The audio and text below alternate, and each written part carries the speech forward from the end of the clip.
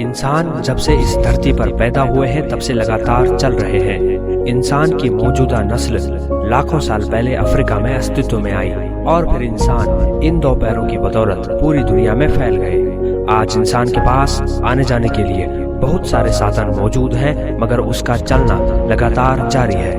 और मजे की बात यह है कि सिर्फ इंसान ही नहीं बल्कि धरती पर और भी जीव ऐसे हैं जो लंबी लंबी यात्राएं करते हैं। वैज्ञानिकों का अनुमान है कि दुनिया में हर साल करोड़ों जानवर एक जगह से दूसरी जगह पर जाते हैं। जब मध्य भारत में सर्दी हो जाती है और खाना नहीं मिलता तो ये सारस और चील दक्षिण में गर्म इलाकों की तरफ निकल जाते हैं। इस सफर में खतरे भी होते हैं और इसके लिए शरीर में काफी ऊर्जा भी चाहिए होती है। आप मोनार्क तितलियों को ही ले लीजिए, उनके पैर अद्भुत होते हैं।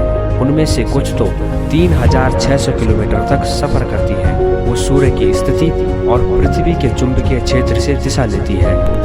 लेकिन आर्कटिक टैन और चील का तो कोई मुकाबला ही नहीं है। ये परिंदा एक साल में 80,000 किलोमीटर तक की दूरी अपने पंखों से नापता है।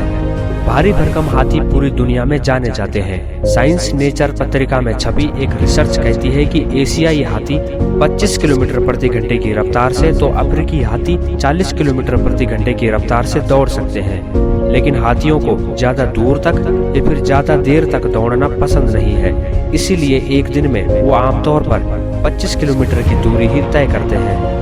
ये परिंदे और पक्षी अगर एक जगह से दूसरी जगह ना जाएं तो पूरा इकोसिस्टम ध्वस्त हो सकता है। समुद्र में अंडे देने के बाद साल्मन मछली का शरीर विघटित होने लगता है, जो पेड़ों और पौधों के लिए नाइट्रोजन खाद का स्रोत बनता है। साल्मन मछली के बिना अलास्का के जंगल नहीं बचते।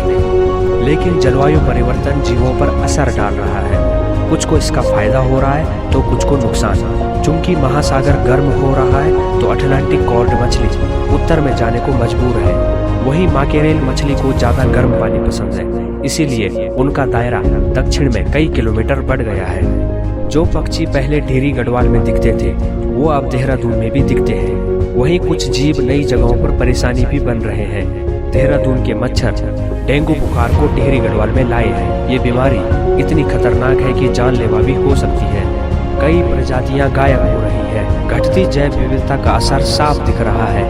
प्रवासी पक्षी भी अपना रास्ता बदल रहे हैं। बहुत सारे चील जो उत्तराखंड में दिखते थे वो अब उत्तराखंड में नहीं दिखते, बल्कि वो दूसरे देशों में अपना पड़ाव डाल रहे हैं। और अब चलते चलते हम इस वीडियो के आखिर में पहुंच गए हैं। लेकिन आज हम शामिल करना चाहेंगे आप लोगों के कुछ कमेंट जो आपने पिछली वीडियो और फेसबुक में किए एस नोटियाल सीरीज पेज पे।